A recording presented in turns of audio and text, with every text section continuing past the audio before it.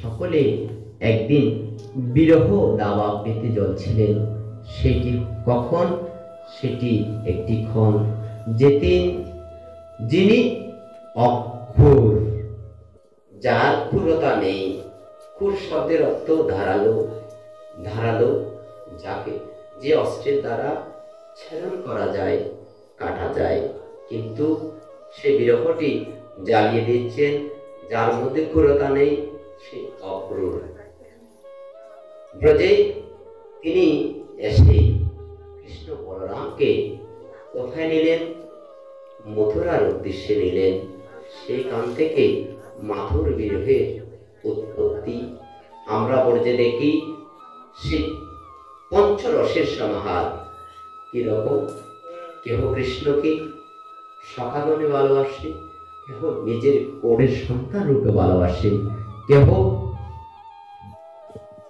তুমি প্রভু আমি দাস, কেহ আমার মনোরঞ্জন, আমার প্রাণবল্লভ, আমার প্রাণদহী, আমার প্রাণের আত্মা, সে মধুর রসে প্রাণবত্তা দ্বিগুণ শ্যাম সুন্দর মুরলীধারী।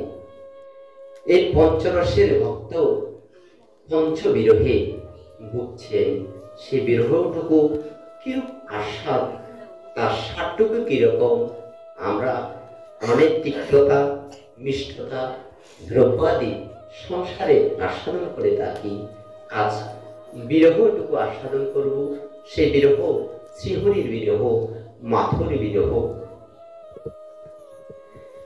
তাই তাহারও অবলম্বন ছাড়া এই ব্রজের যে গুপ্ত রস, গুপ্ত ধন উত্তোলন করা সম্ভব নয়।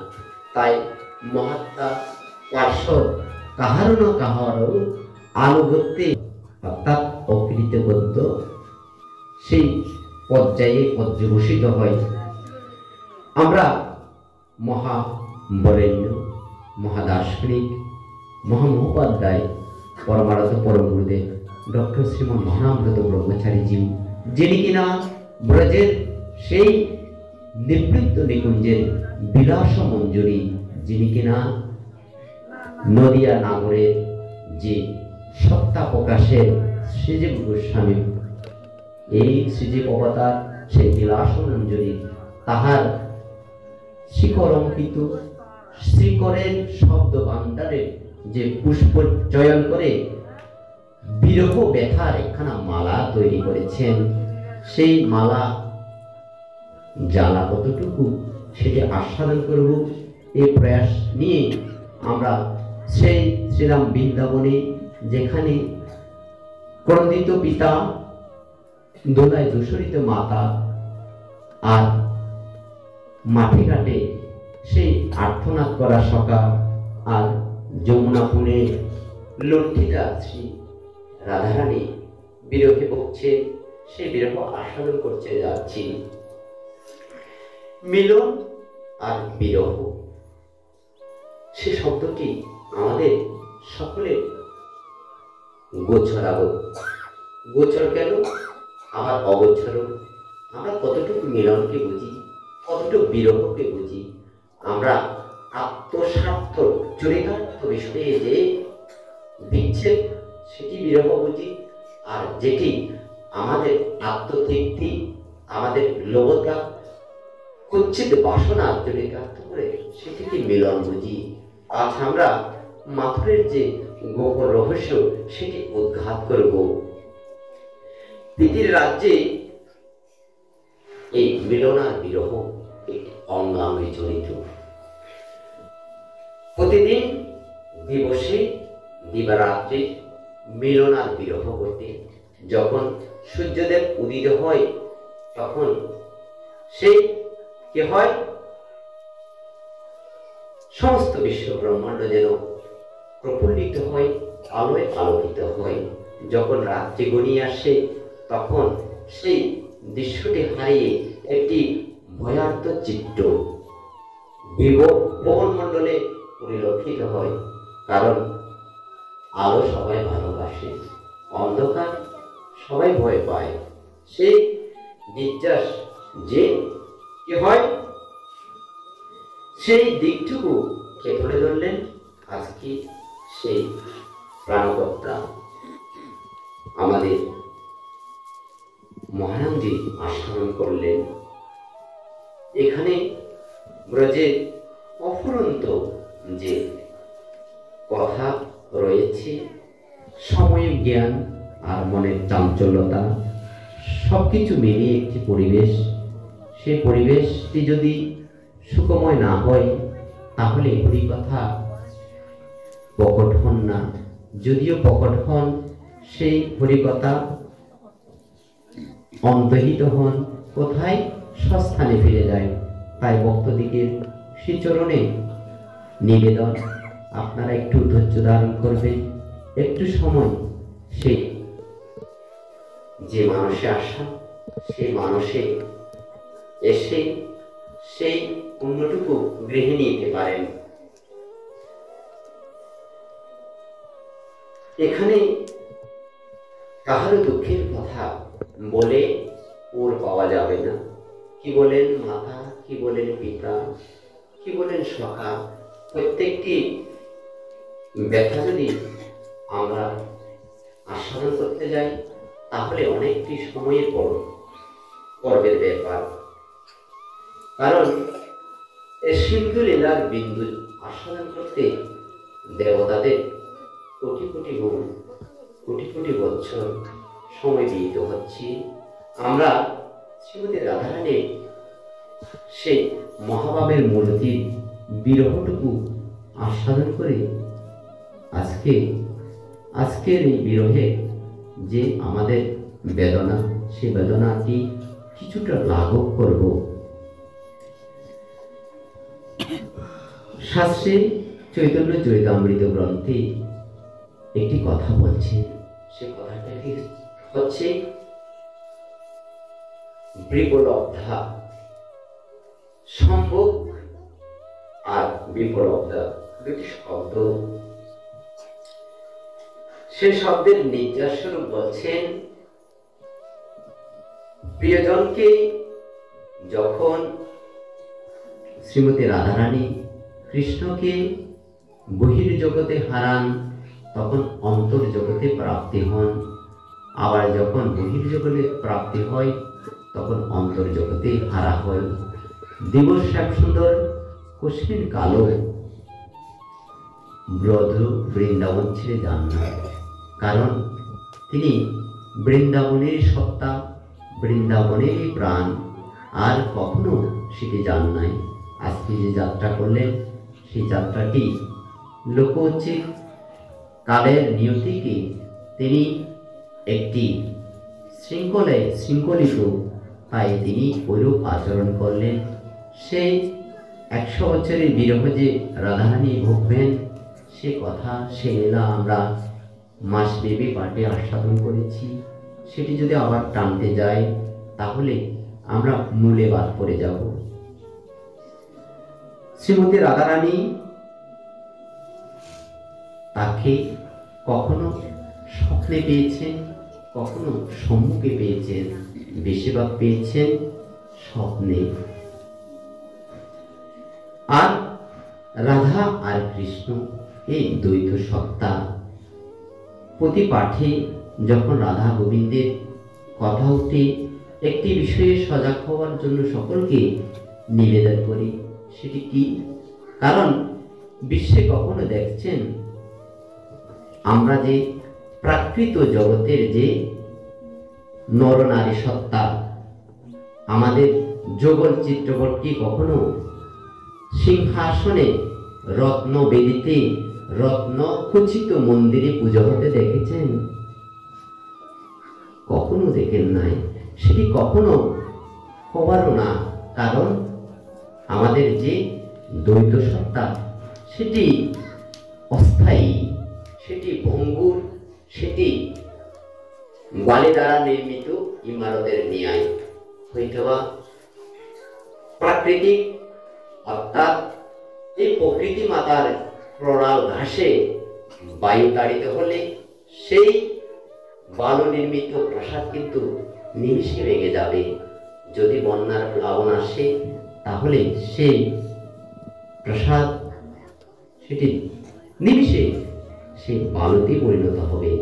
সেটি কি বলবো, এত বড় যে ইমারত, 10 তালা, 20 তালা, 100 তালা, 150 তালা, সেই সমস্ত কিছু সেই প্রকৃতি মাতা এক নিমিষে ধুলো করে দিচ্ছে।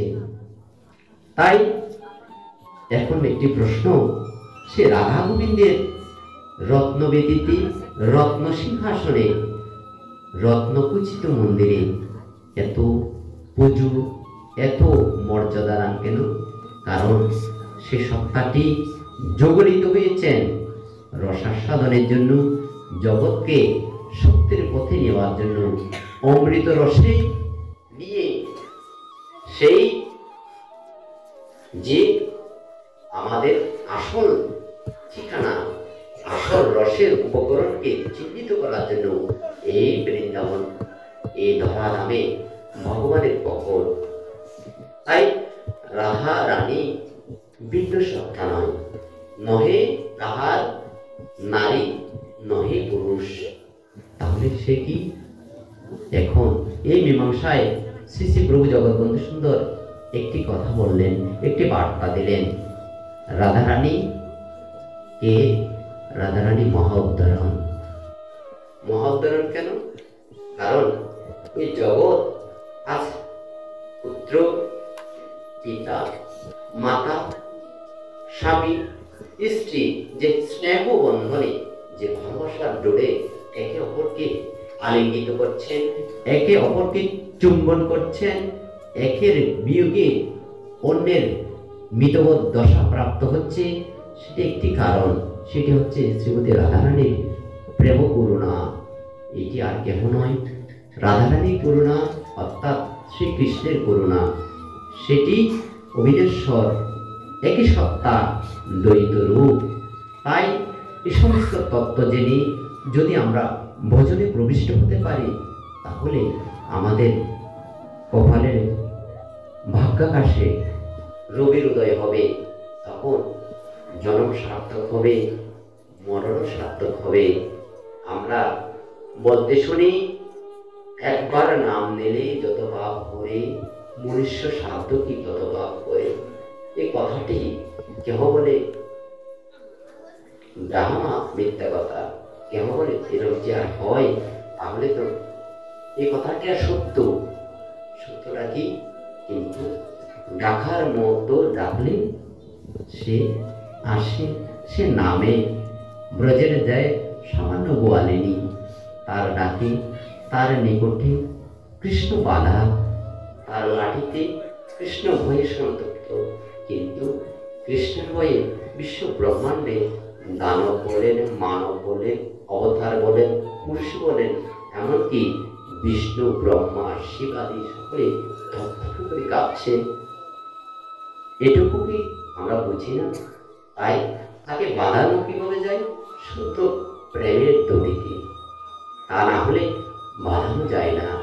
অখিল বিশ্ব ব্রহ্মাণ্ড পুরী রসের যিনি সত্তা, সেই রসি কেন্দ্র মৌলি যাকে বলা হয়, সেই মৌলিকে কুড়ে ধারণ করতে, কাঁধে ছড়াতে হলে একটি বস্তু দরকার।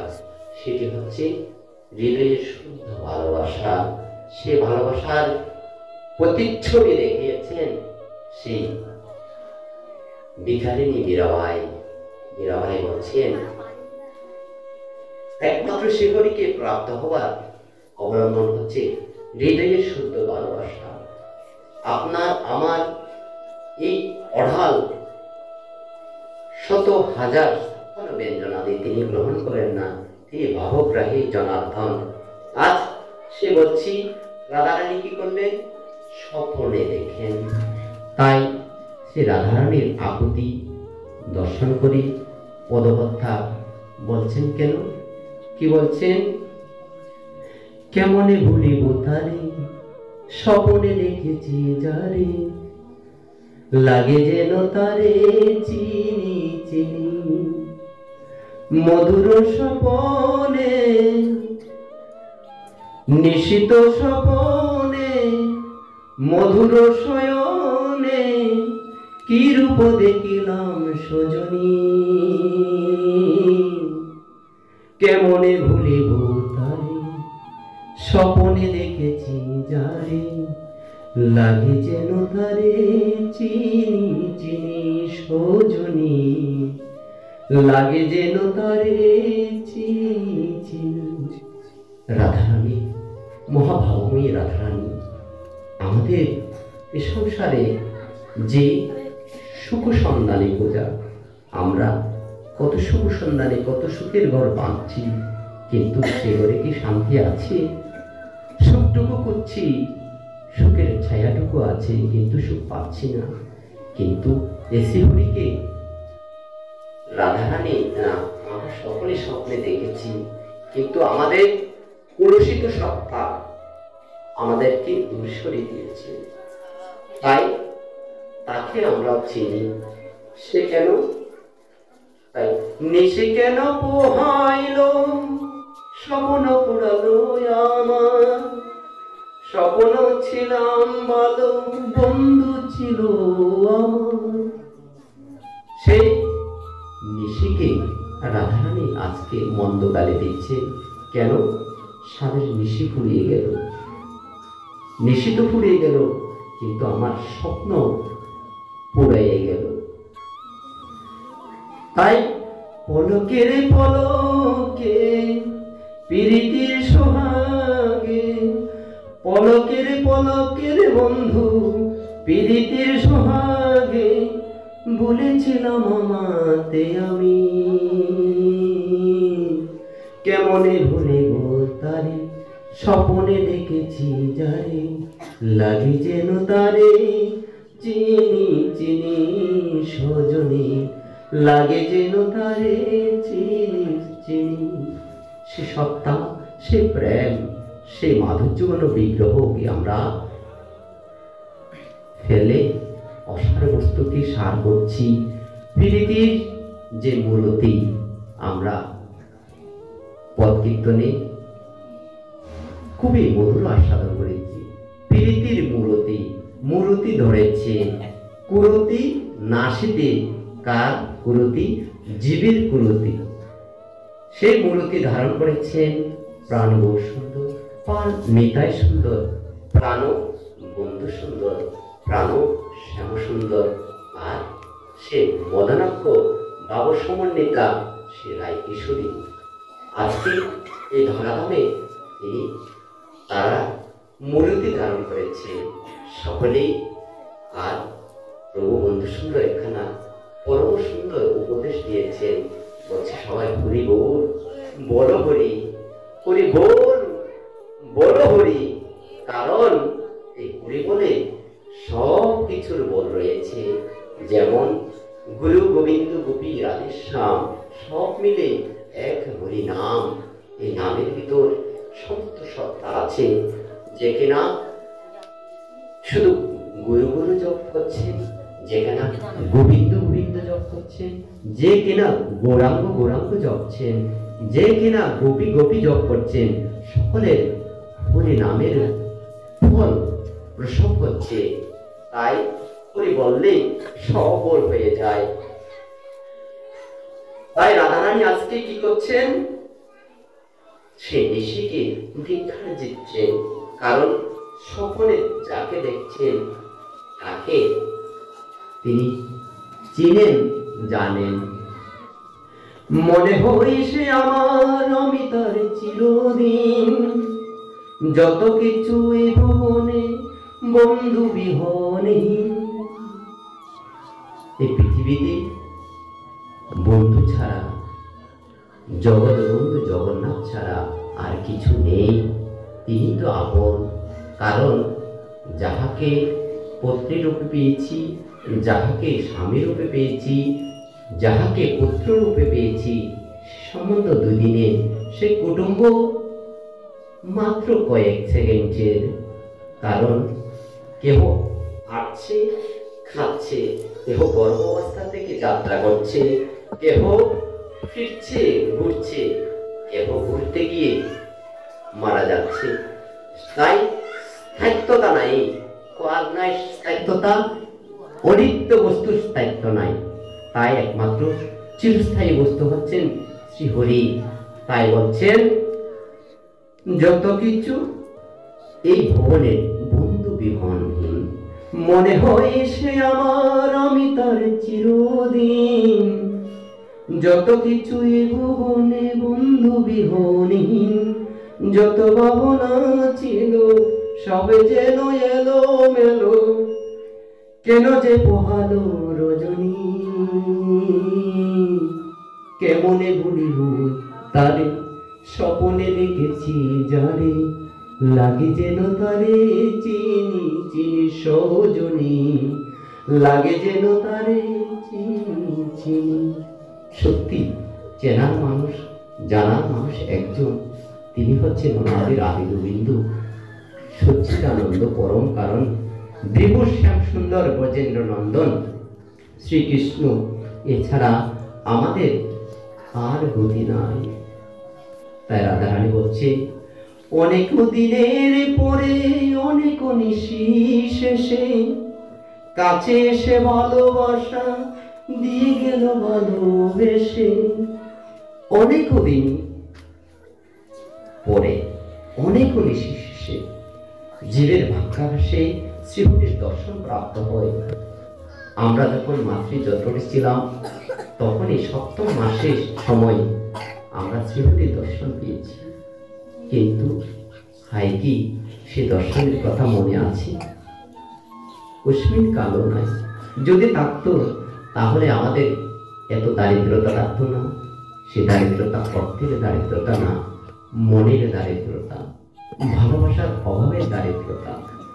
তাই অনেক দিনের পরে অনেক নিশি শেষে, কাছে এসে ভালোবাসা দিয়ে গেল ভালোবেসে। আর কি আসিবে ফিরে শ্যামরায় আমার ঘরে। এই কথাটা বললেন, শ্যামরায় কি আর ফিরে আসবে? আসবে না। দেখিব সে রূপ মোহনী, কেমনে ভুলিব তারে স্বপ্নে দেখেছি যারে, লাগে যেন তারে চিনি চিনি সজনী, লাগে যেন তারে চিনি চিনি। সে আর্থনা ব্রজের গোপালে সেই মহা মাধুর্য ভাবে যিনি সর্বচূড়ান্ত সিদ্ধান্ত শ্রীমতী রাধারানী। এ রাধারানী কে? এ রাধারানী সর্বা আরাধ্যা। ইনি সমস্ত বিশ্ব ব্রহ্মাণ্ডের আরাধ্যা। ভাগবত বলছেন তোমরা যাকে আরাধনা করো, তোমরা যাকে ইষ্টের আসনে বসাইয়েছ শ্যাম সুন্দর, ব্রহ্মাদি দেবতাগণ যাকে বন্দনা করেন, তাহারও বন্দিত একটি সম্পদ আছেন। তিনি কে? তিনি হচ্ছেন শ্রীমতী রাধারানী। আমরা বন্দি কৃষ্ণকে, কৃষ্ণ বন্দের রাধাকে। সে কথার গোপন তথ্য, সে কথা কি কিছুক্ষণ আগে আমাদের গুরুব্রাতা রসিক কীর্তনিয়া তারা দুইটি ভাই গিয়েছেন, যদি গৌর না হইত কেমনে হইত, কেমনে ধরিতাম দেহ। রাধার মহিমা প্রেম রসসীমা জগতে জানাতো কি। এই পথটি লোচন দাসের স্বরচিত। এখানে বলছেন তাই এ দয়াল নিতাই ছাপ আর গোর ছাপ না হলে এই প্রেম সম্পদের গভীরের যে সংবাদ, গভীরের যে গুপ্ত রস, সেটি জানতাম না। সেটি লোকিত থাকতো, লোকিত অর্থাৎ তালা দেওয়া থাকতো। সে তালা করলেন কি? এই দুইটি ভাই। তাই আক্ষেপটি রাধারানী বলছে সাত নামিটের সখী, ভাঙিয়ে গেল সাধের কেলা, স্বপনে দেখেছি দাঁড়ে তারে নাহি যায় বলা। সাত নামিটিতে সখী ভাঙিল সাধের কেলা, স্বপনে দেখেছি যারে তারে নাহি যাই বলা। আজ পয়া ভুলে পতছে ফাগুনের গান গে। পয়া বলে অর্থাৎ পয়া আগুলে আগুলিয়ে আছেন আর কতক্ষণে চেয়ে আছেন। গানটি গাচ্ছেন ফাগুনের গান। মানুষের যখন প্রেমের প্লাবন আসে তখন বর্ষার গান গান না, গানটি ফাগুনের গান গান। শ্রীমতী রাধারানী আছে পথ আগলিয়ে সেই প্রাণহরা মনোহরা প্রাণনাথ প্রাণবল্লভ সেই বিশ্ববন্দিত নন্দিত সেই শ্যামসুন্দরকে পথ আগলিয়ে রাখছেন।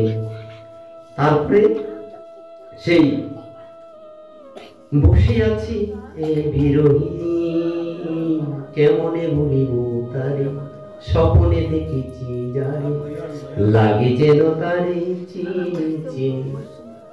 সত্যি সেই দুর্লভ তাহাই এ হচ্ছে মাথুর বিরহের আভাস পেলাম। কিন্তু মাথুর বিরহ তো এত অল্পতে শেষ হওয়ার কথা না। মাথুর বিরহে আমি প্রবেশই করিনি, কারণ সেটি অনেক দূর, সময় গড়াচ্ছে, শোনার বাসনা লালসাও কিন্তু তীব্রতর হচ্ছে। কিন্তু সময়ের ক্ষেপণ আর মনের ক্ষিপ্ততা দুটি যদি শান্ত পর্যায়ে না আসে তাহলে শ্রীমতী রাধারানী ইনি আবার কৃষ্ণের সেই রাধারানীর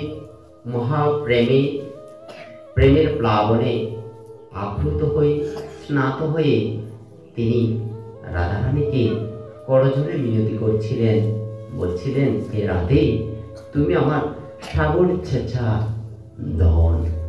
সাগর ছেঁচা মানে আর আমার কিবা আছে, তোমায় কিবা দিব, এই মোহন মুরলী বিনে কিবা আছে কিবা দিব। সেদিন রাধারানী বলছেন আমি গোয়ালার ছেলে, আমার তো কিছু নেই, আমার একখানা মোহন মুরলী আছে, সেই মুরলীখানা তোমাকে অর্পণ করলাম। আমি অক্রূর কর্তৃক সেই মথুরায় যাত্রা করছি, সেখানে প্রিয় যাচ্ছেন কোথায়? মথুরায়। এখন এই পথ আউলিয়ে আছেন কারা? ব্রজের গোপাঙ্গনা, যারা নিজ পতিতাত্মী পতির সাথে প্রতি সুখ বাসনায় চরিতার্থ করেননি কোনদিন। একমাত্র সেই পরম পতিকে উপপতি সাজিয়ে তাহাকে অশেষে বিশেষে আস্বাদন করেছেন। দেহসত্তা গেহসত্তা সমস্ত কিছু তার চরণে নিবেদন করেছেন। সে প্রাণের পুতুলি, সে প্রাণের সর্বোচ্চ ধন আজকে যাত্রা করছেন। কোথায়? রথে আরোহণ করে। আর রথ অক্ষরের রথ, যিনি যার মধ্যে কোথায় গুণাবলী নেই।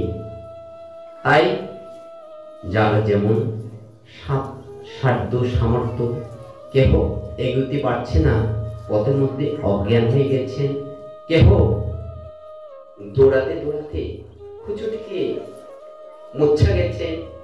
কিন্তু সখীগণা খুব সুচতুর, তারা কি করলেন? রথাগ্রে গিয়ে সেই পথ আউলিয়ে কি করলেন? আগলালেন। তারপর এই বিরোহিনী কি করলেন? সেই বসে আছি এই বিরোহিনী সেখানে বসে পড়লেন। রথের চাকার তলে নিজের প্রাণ উৎসর্গ করতে সচেষ্ট হলেন, সব্যস্ত হলেন। সেদিকে কৃষ্ণ একটি সান্ত্বনা দিলেন, আমি আছি।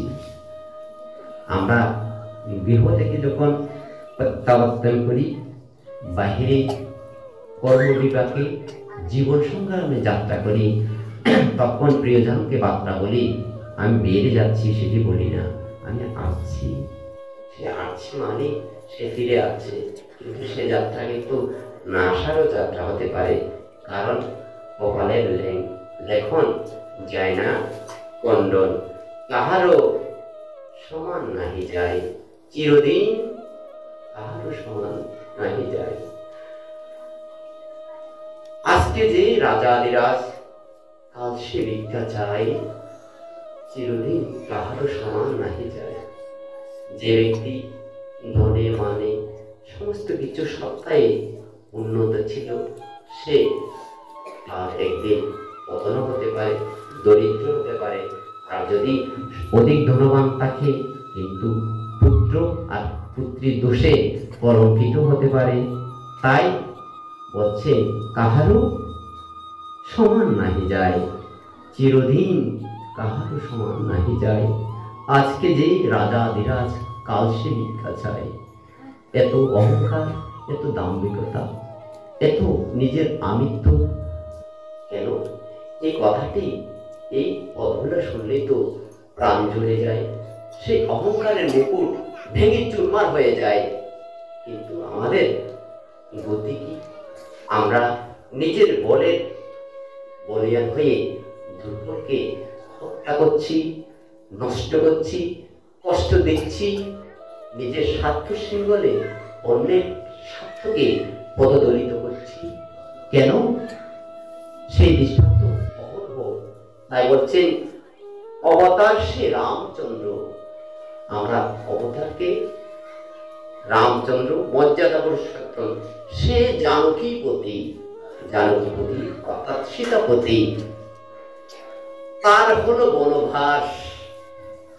যিনি অবতার, যিনি মর্যাদা পুরুষোত্তম, তিনি ভগবান, তার হলো বনবাস। রাবণ করে তার দুর্গতি। তার হলো বনবাস, রাবণ করে তার দুর্গতি। আগুনও পুড়িল না। কে পুড়িল না? জানকী দেবী। আগুনে পুড়িল না, ললাটে লেখা হায়, কাহারও সমান নাহি।